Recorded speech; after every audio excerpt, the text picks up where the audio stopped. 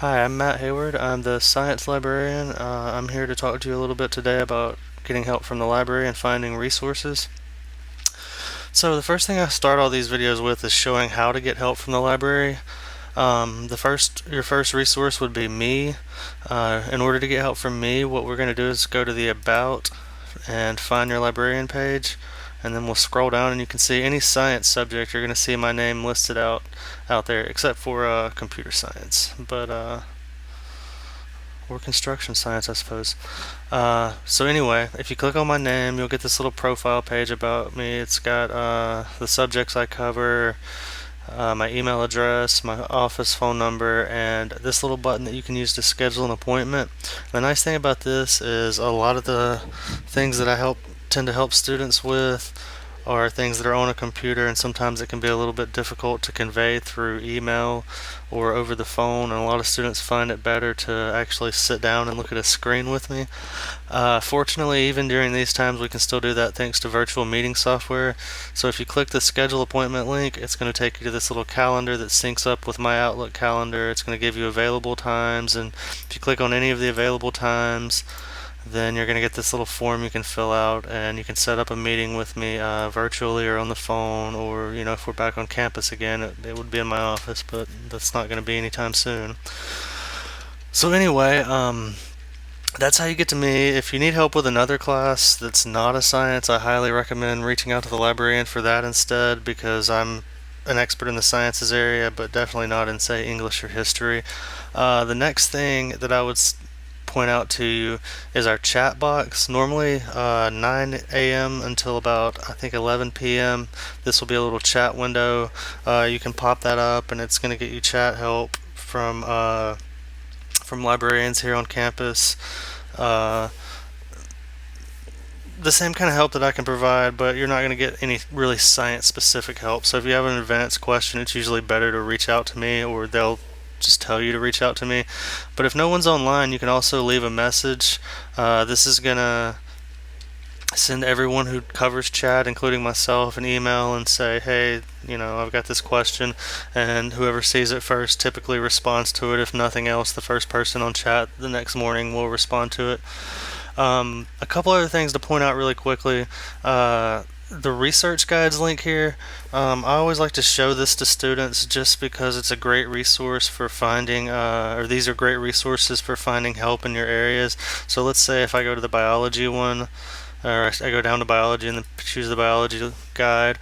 It's just going to have some information about biology databases, finding science information, finding science books, some general guidelines for writing in the sciences. For those of you that don't know, writing in the sciences is a bit different than writing in, say, English or history. And these are just some good guides. A lot of these you can see are physical, but a couple of them are going to be ebooks that you'll have access to right now.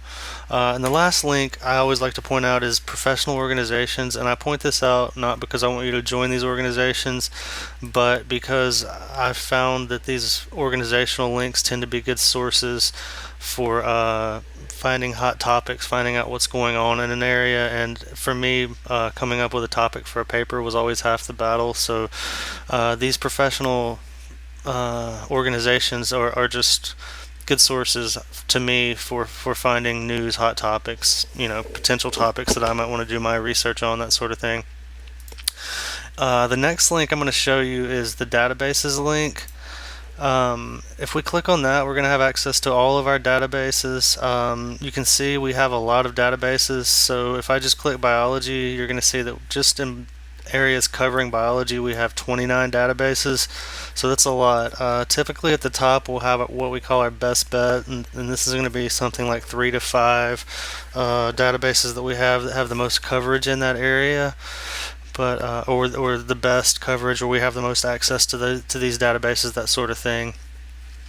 I think we have around 600 databases here at UTSA, so one thing I recommend usually for students who are just starting out their searching is actually using the library quick search here, because it's going to cover a lot, not quite all, but a lot of our databases, and let you search from one bar rather than having to visit those 29 biology databases individually. A lot of students too, I'm just going to go ahead and mention this up front, like to use Google Scholar. I don't like to recommend Google Scholar as much because it's harder to link to our resources, and it's more difficult to refine your searches and really hone in on your results on Google Scholar. But if you do use Google Scholar, be sure to use the link here under the quick search bar. What this does is you can use this search here or follow these directions to link your library account to Google Scholar, and that way when you're in Google Scholar you'll see this little available now icon for anything you can get through the library, and that'll give you full text access. Otherwise you may not, or you probably won't be able to get full text for a lot of items that you're going to find. And if you're more interested in using Google Scholar, check out our Google Scholar research guide that gives you a little bit more tips on advanced searching and some of the things to avoid. So with that said, now we'll jump into the searching.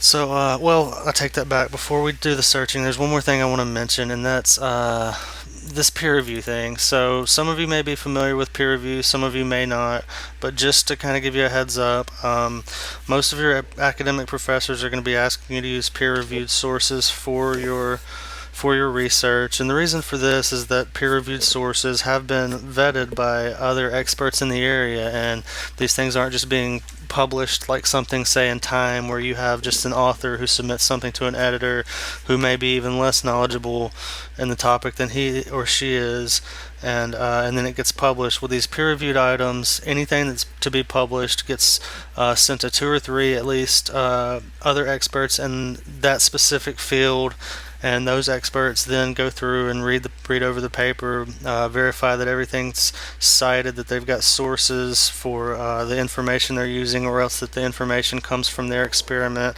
make sure it all kind of meshes with the current scientific understanding in that area, and then it goes to publication. So again, it's just it's a little bit more trustworthy.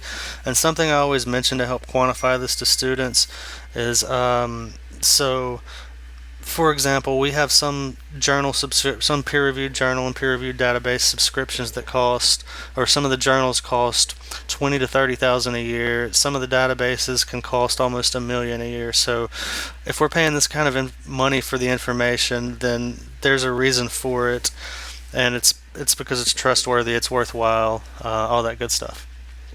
So anyway, so if you want to find peer-reviewed literature, especially using the quick search bar, the easiest thing to do is click this peer-reviewed icon up front. I'm not going to click it here. I'm going to show you where to click it on the next page. But I'm going to go ahead and start doing some searching. And I'm going to do kind of a broad search that won't necessarily apply to your research, but I find that most students understand the concepts that I'm trying to show by using this topic, because most people have some familiarity with this topic. So I'm going to do my search for medical marijuana, and it's been a while since I did this search. We usually get around 110,000 results. Let's see, 101,000. That's gone down. Alright, so again, with a topic like medical marijuana, it's a broad topic. You're going to get a lot of results. It's not really going to be comparable to your more specific topics. But what I can do with this is show you how this number right here changes as I apply some of the techniques that I want to show you. So 101,000 results, that's a pretty good number of results, but as a librarian, I know that we're leaving some stuff out, because when I say that we're searching for medical marijuana, most of you hear the concept medical marijuana and that's what you think, and if we do a Google search, it's going to get that concept medical marijuana. But the databases and the library quick search, they don't work with the same kind of algorithms. So all this is looking for is the word medical and the word marijuana. It's not looking for those concepts. So I'm going to switch over to the advanced search here. And by the way, this searching that I'm doing and showing you in the advanced search, I show this in the advanced search because it's a little easier to break down, but be aware that you can actually build this all in the regular search box by using parentheses and kind of order of operations like math. So the first thing I'm going to do is I'm going to take the word, I'm going to split the two words up. So I'm going to move marijuana down to this line. And I'm not going to do this search because already, as I said, it was searching for medical and marijuana. That's all it was searching for. So if I do this search, we're going to get the same exact 101,205 results, because the and is implied by the search box. So what I'm going to do instead is I'm going to take because something to think about, I should have mentioned this before, you really want to think about your keywords when you're doing these searches. Thinking about medical marijuana, thinking about the ways it's talked about in the research, it's not always talked about as medical marijuana. Sometimes we might say marijuana for medicinal use or marijuana as medicine, that sort of thing. So what I'm going to do is I'm going to eliminate the AL from medical and put an asterisk in there, and that's going to say this is a wild card. So now we're going to search for anything that has medic as a root word and marijuana. And that's going to bump us up to 118,000 results. So almost 10% more results just from including medicinal and medicine there in our results and it would also include medic, but I don't think that really applies to this search. So again, thinking about our words, something you want to consider heavily in your search, especially when you're not getting the results you want or the kind of results you want, is are the words you're using going to be the words most used in this research area? So marijuana's it's a proper term, but it's also a bit of a slang term. And in the scientific research, I think we might be more likely to see the word cannabis. So what I'm going to do is I'm going to add a new line here, and I'm going to say or cannabis. And I've done this search a lot, and I know that I spell it right. So now I spell it right anyway, but when I used to do this search, I would often spell it wrong, and this would give me a good moment to interrupt and tell you all, when you're using the databases, make sure you spell the word right, because some of the databases will give you a did you mean and give you the correct spelling, but most of the databases will not. What they'll bring back is every result out there that the word is misspelled the exact same way you misspelled the word, somewhere in the metadata or somewhere in the article that's getting picked up by the search. So switch over to a Word document, switch over to Google, something like that. Just make sure you're spelling your words correctly, because it can really throw off your search if you're spelling it slightly wrong, because we would get results back for many misspellings of cannabis. I've seen it a dozen times. So we're going to do this search for marijuana. So this is going to be searching for medic and marijuana or medic and cannabis. So the articles don't necessarily have to have the words marijuana and cannabis in there. And you can see that's going to bump us up to 189,000 results. So we've almost doubled our results just by making a couple of slight changes to the search. A third thing we can do with these and or is use the not feature. For instance, we could say not recreational or not recreation. I'm not going to do this search because I know there's not a lot of results on this, and the main purpose of me saying this is just to say that this can eliminate results that aren't necessary or aren't necessarily related to your topic. A better example of this that I always tell classes is I was helping a student that was searching for causes of death in the homeless population, and so I was searching for causes and death and homeless. And by the way, another tip when you're doing these searches, never ask the search box a question. Think about the most important words in your search and just ask the search those words without a question mark. So anyway, what I got back was a ton of results on causes of homelessness, which obviously is a completely different thing from causes of death, right? So what I was able to do was add not homelessness to my search, and that immediately eliminated all those results about causes of homelessness, and I was suddenly looking at a page that was causes of death in the homeless population. And the key thing here is I would have eventually seen those results for causes of death in the homeless population in that original list of results for causes of homelessness, but we really want to get those results pages as focused as we can, because you can see 180 for this search, 189,000 results. We're not going to go through all those pages. Most people that Google, if it's not on the first page of Google, we pretty much give up and move on, right? So your research is kind of for a grade. You might go through 10 or 15 pages, but with that causes of death in the homeless population result, I can tell you I would have gone through 10 to 15 pages and found maybe 3 or 4 articles, whereas by adding the not in there, I was able to get all pages and pages of causes of death articles rather than homelessness. So the next thing I want to show is a couple of things really quickly to show you kind of how to focus down an article. I mean, to focus down your search. So the first thing is I showed you the peer-reviewed box on the first page. You could also check it here. For whatever reason, this says scholarly and peer-reviewed. I'm not sure why the wording is different. Maybe because it was more concise here, but it's the same exact feature. In fact, if you check it here and search, you're going to find out that that this box is going to be checked when you get to this page. If obviously it's not really applicable during this times, but if we were on campus and you needed something that you could physically look at, held by library would be the way to make sure you get a physical item. You can of course limit by content types, limit by date. For instance, if you wanted to see only items from the last 5 years, we could refine by that.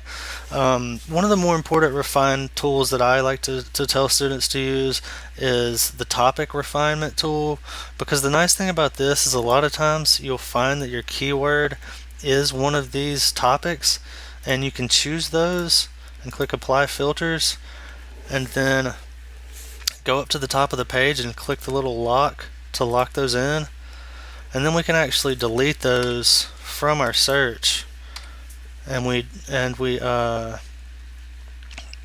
know that we're going to be already searching within those topic fields, so we don't have to worry about things showing up for other areas of medic or recreation with this search, for instance. And frequently that can be a problem with the databases where they're weighted more heavily on one of the words that's less important in your search. This makes sure we stay within that topic heading that we know that we want to search within. So the next thing I want to show, and I don't have a good science search for this, I always do the same search because it works very well. I'm going to do a search for civil rights, and you're going to see we're going to get a ton of results. Let's see. Oh, sorry, I got a call and it messed everything up on me. One thing I should mention here too is that when you click those locks, those stay in. You can see now we're still searching within cannabis and marijuana. So you do want to make sure you remove those locks later on once you finish your search. I'm going to remove the scholarly and peer reviewed because it doesn't help demonstrate my point. So 1.8 million results, that's a lot, right? And there's a lot out there on civil rights, so that could be right. But knowing how the search works, I know that these results aren't right. Because again, this search is not looking for the concept civil rights like everyone understands when I say that term. Instead, it's just looking again for the word civil and the word rights. So this is going to find civil engineering rights of way, the rights of individuals in civil discourse. It could be something where the very first word in the metadata is civil, the very last word is rights, and nothing in between is related at all. So the way we can fix this is by putting it in quotes, and what that does is tells the database or the search box that we want that specific phrase. And some of you may be familiar with this, some of you may not. This actually works in most search boxes, even Google, eBay, anything like that.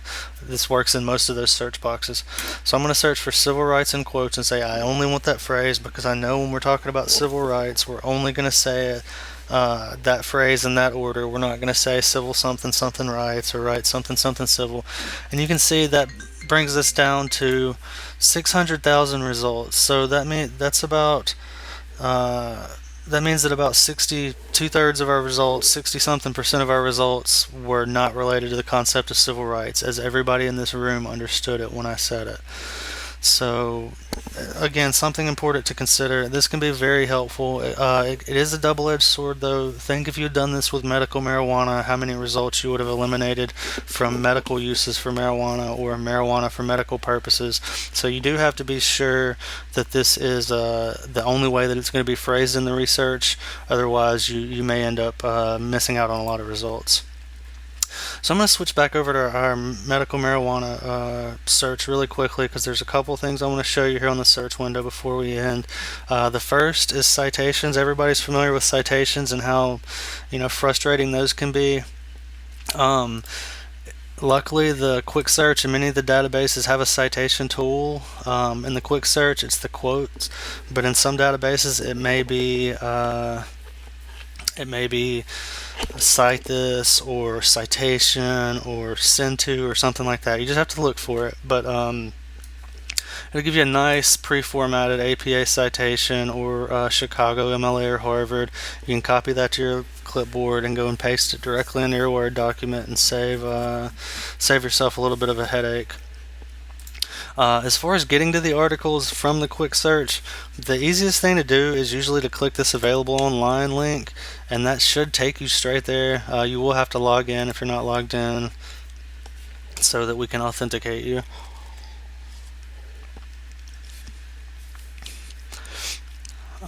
Sometimes you'll see pages like this with the full text there. Other times you won't see the full text. I always recommend getting the PDF for a couple of reasons. So I'm going to go ahead and download this one. And you can see here this one says cite.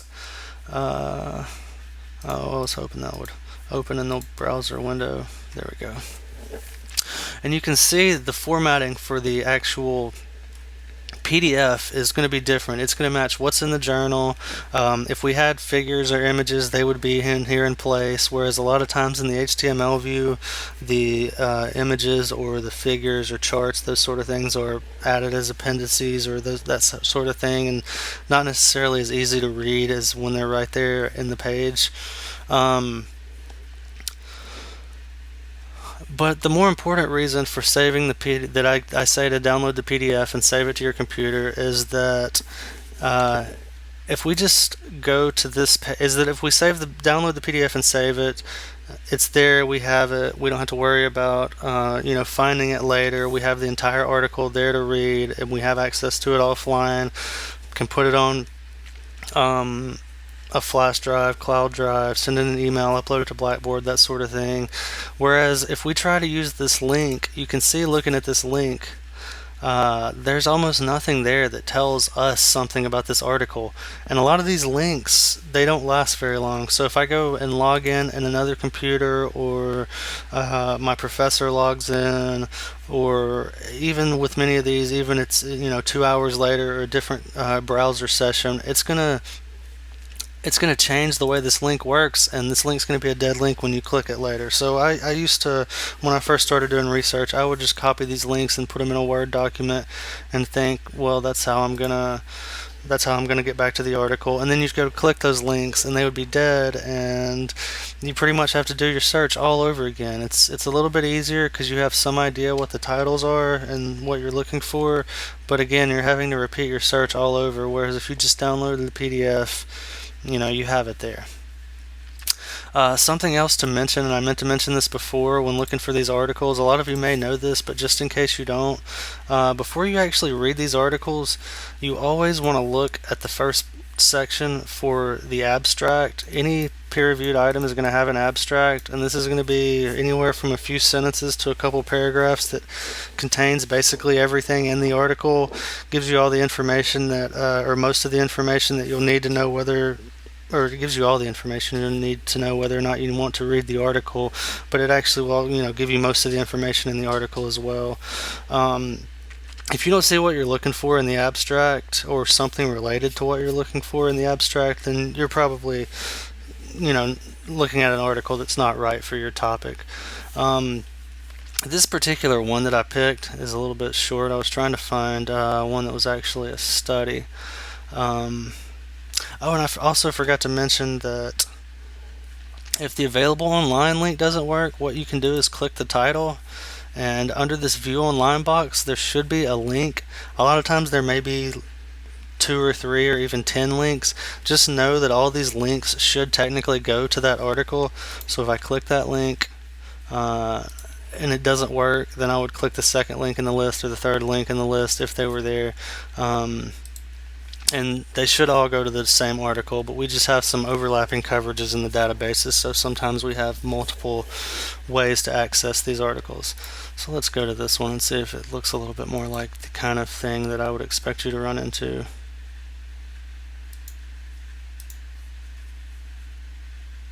Yeah, so this is a bit longer.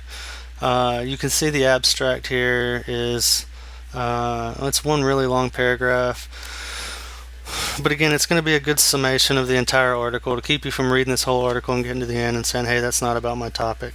And speaking of reading the whole article, something I always mention to students, because I didn't find out about this until grad school, is a lot of times you can actually get everything you need out of these articles without reading the entire thing. If you focus on the abstract, the introduction, and the results and the conclusion, most of the key information is contained there, especially when you're talking about articles that have been assigned for your class. It's some of these articles can be pretty daunting. Let's see, this one, I don't think this one is a lot of pages. 8 pages, that's not that bad, but some of these can be 20 or 30 pages, and they get really technical and they can be really hard to read. And just keeping in mind those 4 sections, the abstract, intro, results, and conclusion, can really save you a lot of headache from reading those long articles. And a lot of times you can turn a 30-page article into 3 or 4 to 5 pages of actual reading by focusing on those sections. And again, you get everything your professor expects you to take home from that. One last thing to mention about these articles, a lot of times you'll find an article that's absolutely perfect for your need, and we won't have access to it. It'll say no online or no access options. What you can do is click the Get It For Me button to request it, and it'll take you, if you click it somewhere that you see this Get It For Me button, it'll take you to the form pre-filled, so that all you have to do is scroll down and hit Submit Request, and we'll basically reach out to other libraries and say, hey, does someone have this? Can we borrow it? And they'll send us a copy, and then we'll send a copy to you. We can't put it up for everyone to get to, but we can, send you, for the most part, as many as you'll probably request. If you're talking about hundreds, then we may start telling you, hey, can you slow down the request? But for the most part, we can get as many of these as you want. And if you're somewhere besides the quick search or a library database that does not have this Get It For Me button, you can always go to the Get It For Me link here underneath the quick search bar, or up here under research. They've moved it under services, sorry. And click view or submit your request, and then choose your item type, book, article, whatever it might be. And by the way, we can get physical books and DVDs and CDs through this, although again, right now that's not very likely. The only difference is that you'll have to actually copy and paste and fill in your citation information here for all these starred fields. And then again, submit return. We usually get these back in a day or two. It may be a little slow due to COVID-19, but usually there's a pretty quick turnaround, and a lot of times it can save you a lot of trouble, because I know for me it's common that I would find articles that were perfect for my topic, but I didn't have access to it. I would hit that paywall, pay $45, and I'm not going to pay $45, so I would just kind of move on and spend hours looking for other articles or things that touched on that point, things to cover those points. And if I had known about Get It For Me, a lot of times you'll find a paper that's just absolutely perfect for your topic, but you can't read it. So if you pause your research, submit the request, and then come back to it later on, a lot of times, we can get almost anything, but a lot of times it'll save you a lot of headache. But yeah, like I said, we can get almost anything through this. There are some rare exceptions, but for the most part. One more thing really quickly, I'm not going to go deeply into this, but I like to mention this database to any of my kind of biomedical field classes. So I'm going to go down to find by database name here, and I'm just going to search for PubMed. PubMed is actually a free database. Most of these are subscription, but PubMed is free, which is nice. It's curated by the National Library of Medicine, and it's pretty much the medical database, or the biomedical database. A lot of the search features work similar to the other database. And something I forgot to mention to you about the quick search, all those advanced search tips I showed you, those are going to work in almost any database. Occasionally the star will be replaced by a question mark or something like that, but for the most part those work in any database. So I'm not going to spend a lot of time on PubMed. The main reason I wanted to show you PubMed is for the mesh search. So if I click this drop down and go to mesh, PubMed can keep you from or save you the trouble of having to think so much about your keywords, because they have these great mesh terms. So, for instance, if I search for, I don't know, head pain, it's going to tell me that the mesh word for head pain is headache. So if I do a search for headache using the mesh term, so if I add this to the search builder, and I can also, by the way, choose subtopics such as therapy, rehab, psychology, all these different subheadings, and I could add those as well, genetics of headache, that sort of thing. Let's delete this. Add that to the search builder. Then it's going to have those subtopics as well, and you can see the nice thing about it is it's going to cover all these words, so I don't have to search for headaches, head pain, cephalalgia, cranial pains, all these different things. If an author has used those words, they're going to be classified in PubMed under this mesh heading of headache.